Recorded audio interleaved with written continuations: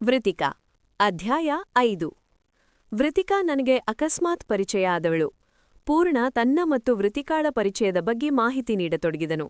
ಇಲ್ಲೇ ಬೆಂಗಳೂರಿನಲ್ಲಿ ನಂದು ಸ್ವಂತ ಸ್ಟುಡಿಯೋ ಒಂದಿದೆ. ವೃತಿಕಾ ಫ್ಯಾಷನ್ ಡಿಸೈನಿಂಗ್ ಕೋರ್ಸ್ ಮುಗಿಸಿದ್ದಳು.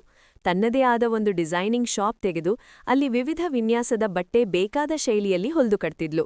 ಅದಕ್ಕೆ ತಕ್ಕಂತಹ ಮ್ಯಾಚಿಂಗ್ ಆಕ್ಸೆಸರೀಸ್ ಕೂಡ ಅವಳಲ್ಲಿಯೇ ಸಿಕ್ತಿತ್ತು. ಜೊತೆಯಲ್ಲಿ ಬ್ಯೂಟಿ ಪಾರ್ಲರ್ ಕೂಡ ಇದ್ದು, ಒಮ್ಮೆ ಅವಳ ಶಾಪ್ಗ ವಿಸಿಟ್ ಕೊಟ್ರೆ ನೀವು ಒಂದು ಪಾರ್ಟಿಗೆ ಹೇಗೆ ಬೇಕೋ ಹಾಗೆ ಟಿಪ್ ಟಾಪ್ ಆಗಿ ರೆಡಿಯಾಗಿ ಬರಬಹುದಿತ್ತು. ಐಟಮ್ ಸ್ವಲ್ಪ ದುಬಾರಿಯೇ ಆದ್ರೂ ಕ್ವಾಲಿಟಿ ಬಗ್ಗೆ ದೂಸ್ರ ಮಾತಿರ್ಲಿಲ್ಲ. ಹಾಗಾಗಿಯೇ ಕಾಲೇಜ್ ಸ್ಟೂಡೆಂಟ್ ಮತ್ತು ಹೈಫೈ ಹುಡುಗಿಯರ ದಂಡೆ ಹೋಗ್ತಿತ್ತು. ಬಿಸ್ನೆಸ್ ಕೂಡ ಚೆನ್ನಾಗಿಯೇ ಇತ್ತು. ಆರಾಮವಾಗಿ ಜೀವನ ನಡೆಸುತ್ತಿದ್ದ ವೃತಿಕಾಳ ಪರಿಚಯ ನನಗೆ ಈ ಸಮಯದಲ್ಲಿ ಇರ್ಲೇ ಇಲ್ಲ. ಅವಳ ಡಿಸೈನರ್ ಶಾಪಿಗೆ ಬಂದ ಯಾರೋ ಒಬ್ಬರು ಕನ್ನಡದ ಹೆಸರಾಂತ ಚಾನೆಲ್ನವರು ಹೊಸ ಧಾರಾವಾಹಿಗಾಗಿ ಹೊಸ ನಟಿಯ ಅನ್ವೇಷಣೆಯಲ್ಲಿರುವ ಬಗ್ಗೆ ಹೇಳಿದರಂತೆ.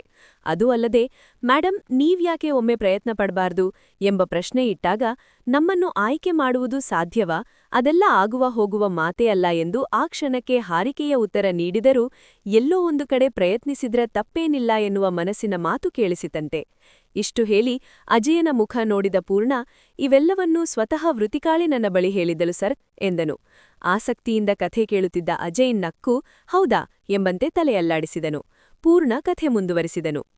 ಇದೇ ಪ್ರಶ್ನೆ ಅವಳ ತಾಯಿ ಬಳಿ ಕೇಳಿದಾಗ ಅವರು ಕೂಡ ಪ್ರಯತ್ನಪಡು, ಆದ್ರೆ ಆ ಕ್ಷೇತ್ರದಲ್ಲಿ ಪರಿಚಯವಿಲ್ಲದೆ ತೀರಾ ಹೊಸಬರನ್ನು ಆಯ್ಕೆ ಮಾಡುವುದು ವಿರಳ ಎನ್ನುವ ಅಭಿಪ್ರಾಯ ಹೊರಹಾಕಿದ್ದರು.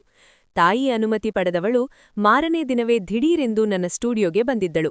ಯಾರದ್ದೋ ಬಳಿ ಕೇಳಿದಾಗ ನಾನು ಈ ರೀತಿ ಫೋಟೋ ತೆಗೆಯಬಲ್ಲೆ ಎನ್ನುವ ಮಾತು ಹೇಳಿದರಂತೆ.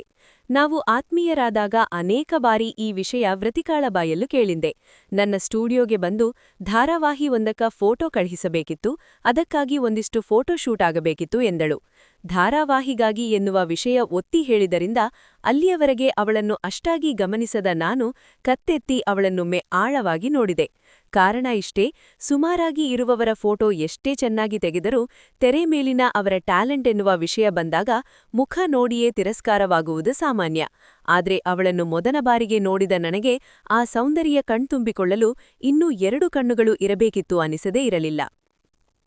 ಆ ಚಂದದ ಮುದ್ದು ಮುದ್ದಾದ ಮುಖ, ಅವಳ ಮುಖದ ನಗು, ಗುರಿ ಬೀಳುವ ಕೆನ್ನೆ, ದಪ್ಪನೆಯ ಹುಬ್ಬು, ಕಪ್ಪಾದ ಅಷ್ಟೇ ಸುಂದರವಾದ ಕಣ್ಣುಗಳು, ಎಲ್ಲಕ್ಕಿಂತ ಹೆಚ್ಚಾಗಿ ಅವಳ ಸ್ಪಷ್ಟ ಕನ್ನಡ, ಇವೆಲ್ಲವನ್ನೂ ನೋಡಿದ ನನಗೆ ಖಂಡಿತ ಈಕೆ ಧಾರಾವಾಹಿಗೆ ಆಯ್ಕೆಯಾಗಬಹುದು ಅನಿಸಿತು. ಹಾಗಾಗಿ ನಾನು ಮೊದಲು ಅವರಿಗೆ ಫೋಟೋಶೂಟ್ ಬಗ್ಗೆ ಮನವರಿಕೆ ಮಾಡಿಸಿದೆ. ಇಂಡೋರ್ ಫೋಟೋಗಿಂತ ಔಟ್ಡೋರ್ ಫೋಟೋಶೂಟ್ ಬಹಳ ಚೆನ್ನಾಗಿ ಬರುವ ಬಗ್ಗೆ ಹೇಳಿದೆ. ಪ್ರಕೃತಿ ನಡುವೆ ನೈಜತೆ ಹೆಚ್ಚು ಚೆನ್ನಾಗಿ ಬರುತ್ತದೆ ಎಂದು ಹೇಳಿ ಅವರಲ್ಲಿ ಕಾನ್ಫಿಡೆನ್ಸ್ ತುಂಬಿಸಿದೆ. ಆದ್ರೆ ವೃತಿಕಾ ಹೇಳಿದ ಮಾತು, ಮನೆಯಲ್ಲಿ ತಾಯಿ ಒಬ್ಬರೇ ಇದ್ದಾರೆ, ದೂರ ಎಲ್ಲೂ ಹೋಗಲಾಗದು ಎಂದು. ಅವಳ ಮಾತು ಕೇಳಿ ನಾನೇ ಒಂದು ಐಡಿಯಾ ಕೊಟ್ಟೆ. ಅದರಂತೆ ಒಂದು ಭಾನುವಾರ ತಾಯಿ ಜೊತೆ ನೀವು ಬನ್ನಿ, ಹೊರವಲಯದ ನನ್ನ ಗೆಳೆಯನ ರೆಸಾರ್ಟೊಂದರಲ್ಲಿ ಫೋಟೋಶೂಟ್ ಮಾಡೋಣ ಎಂದು ಹೇಳಿದೆ.